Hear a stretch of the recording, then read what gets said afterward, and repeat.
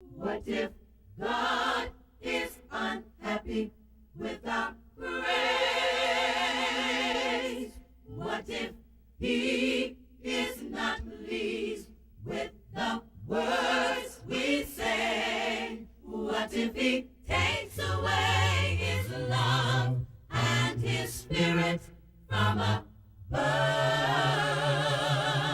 What if God is unhappy with our praise? What if God is unhappy with the way we live?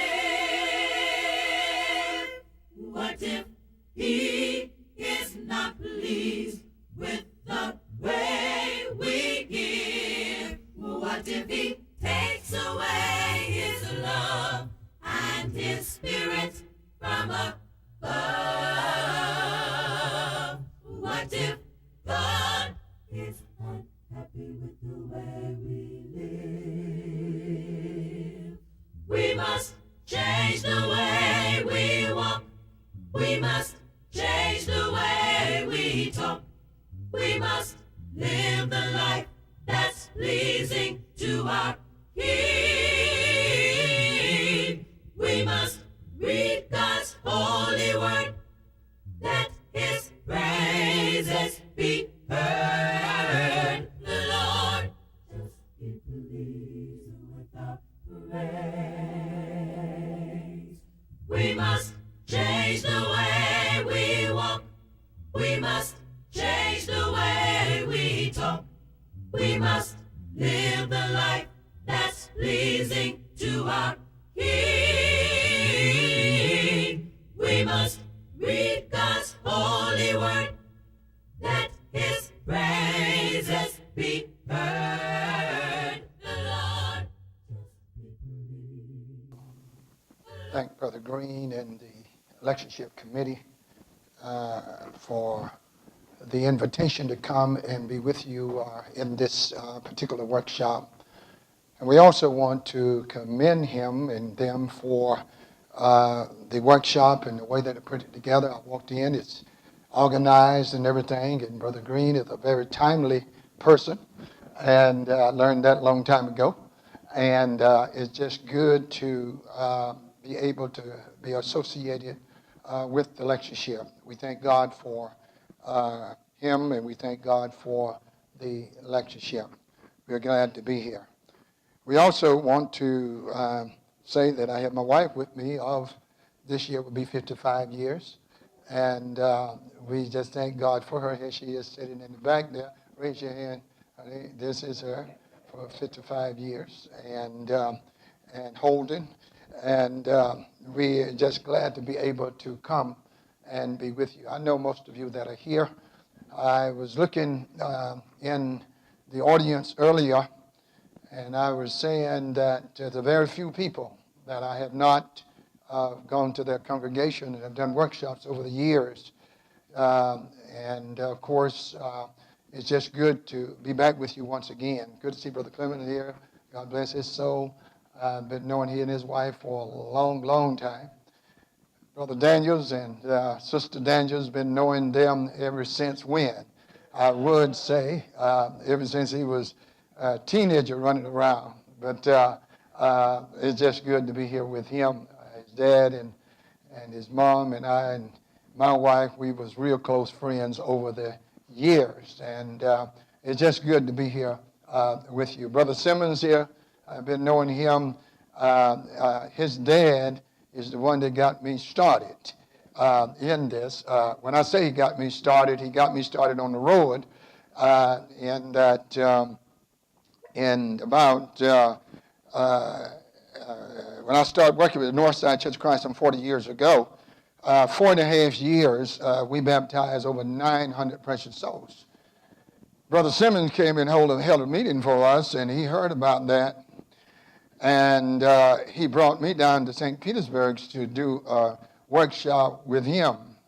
Well, in that meeting, and I can respect Brother Simmons so much because he liked to work me to death, but we had 32 baptisms in that meeting that we had there at that particular time.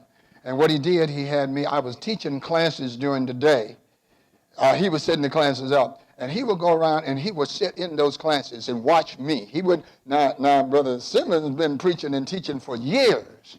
But he wanted to learn what I was doing. And he would go in those classes and he would sit there and he would sit attentively and watch how I was teaching those classes. We baptized some 32 individuals in church in that particular meeting. Brother Simmons went out all over the country and asked people, have you heard of that boy? He said, you ought to get him. You ought to get him. Have you heard of him? But everywhere he went, all over the country, he would be talking about me. And then I started getting calls from everywhere. Brother Lawton, Eugene Lawton, was one of the first ones that called me. And back in 1978, I have been going to Brother Lawton doing workshops ever since 1978. Every 2 years I go there and I do workshop since 78. Matter of fact, week after next I'll be going to Newark again. And but Brother Simmons, God bless his soul, he got me to roll in with this, and it's been going ever since. And we just thank God for Brother Simmons and all of the pioneer preachers that has gone on before us, because we build on what they have done. I think about Brother Daniels, your dad, and others that we're coming along behind. And we just appreciate so much the work that they have done in the Lord's church. So we are going to now, as I understand, the workshop is Arts of the Great Commission. Brother Green has given me the subject of evangelism and let the Bible speak about evangelism, and let the Bible speak about keeping the evangelized saved. And then a few weeks ago, I guess a month ago, he called my secretary, and she wrote down the Arts of the Great Commission. And so I called Green. I said, "Look at here. You told me about evangelism and keeping the evangelized saved." He said, "Well, he said, that's the general theme. Arts of the Great Commission, you still have your same subject." I said, "Well, that's good then." But it's good to be here.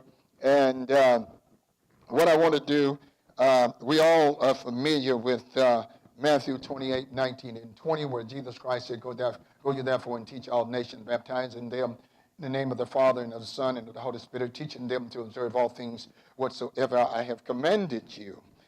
Also, you are familiar with Acts 8:4. After the 3,000 were baptized, 5,000 was baptized, men, not counting the women and children. 4,000 were baptized. And then in Acts the 8th chapter, we know that was a persecution that God allowed to come upon the church.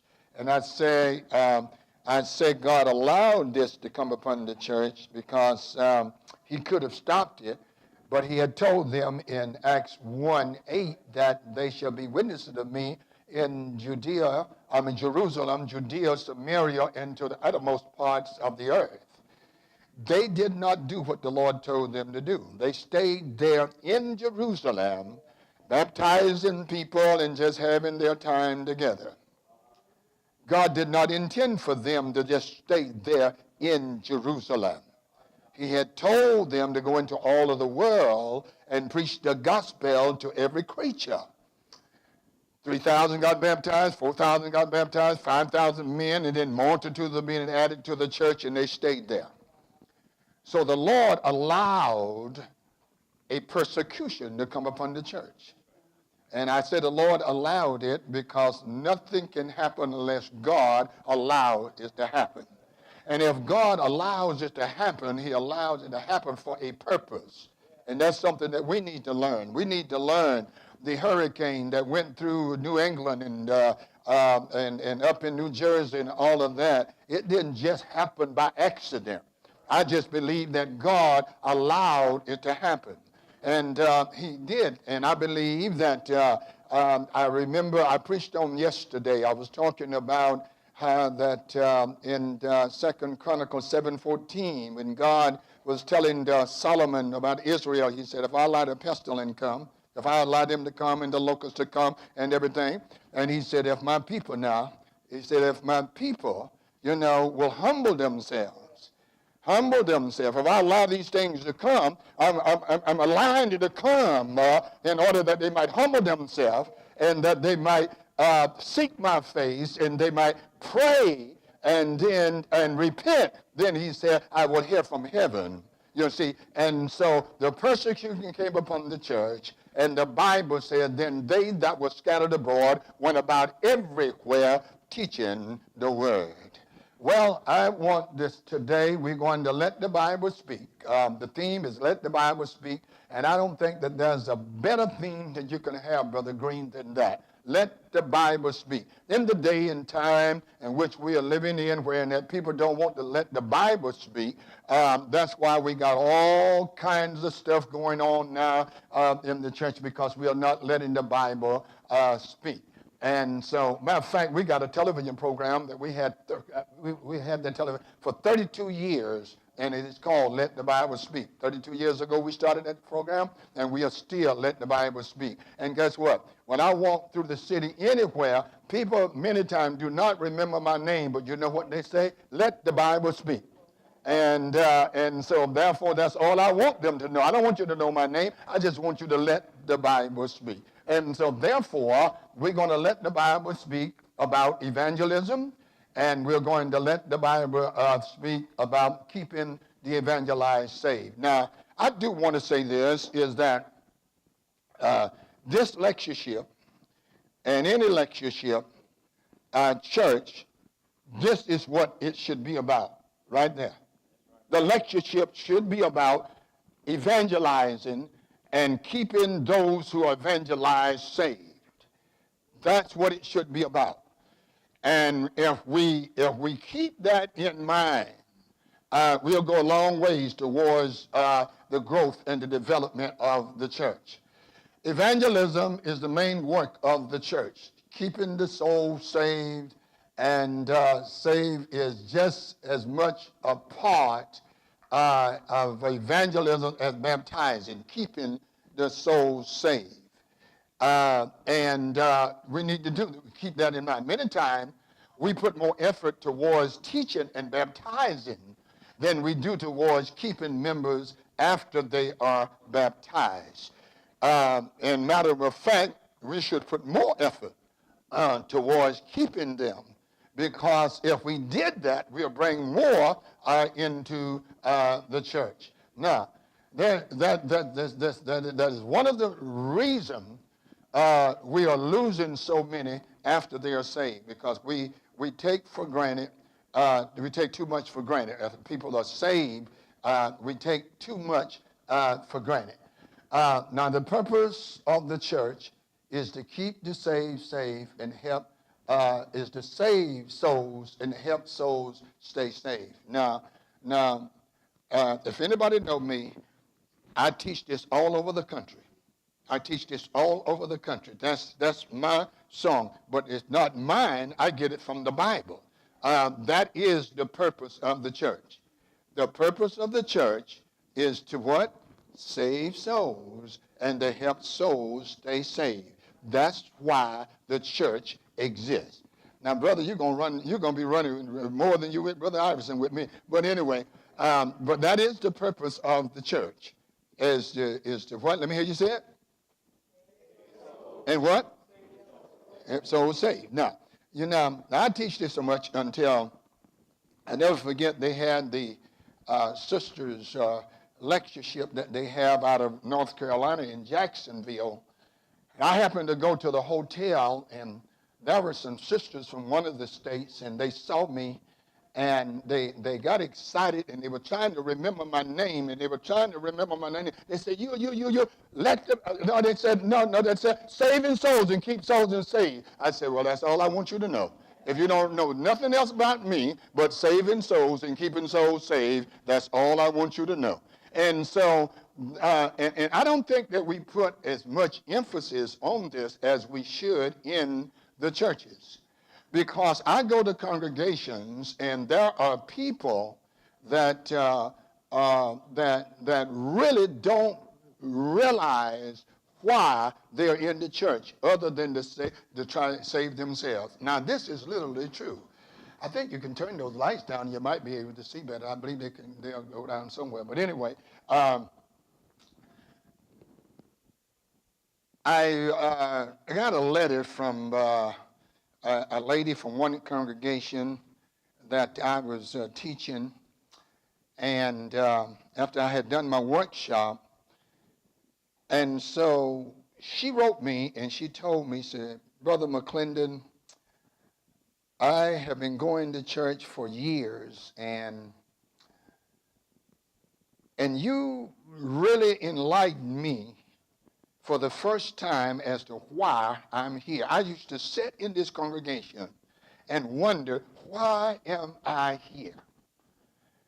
She said, but I know why I'm here now. She said, I'm here to save souls and to help souls stay saved. And that young lady went on that year. I got her about middle of the year. I got a little ship that was made, and it had a bunch of names on the little ship. And I thought that was somebody sent me a project that a Sunday school class had made. Well, I didn't take nothing of it. I just laid it aside. And so later on, I saw that sister, and she told me, said, did you get the ship that I sent? I said, yes. I said, what with the ship? She said, all of those names that's on those ships are people that I personally were instrumental in baptizing into the church. And there were around 25 or 30 names that was on that little ship. And she said, I know what I'm here for now.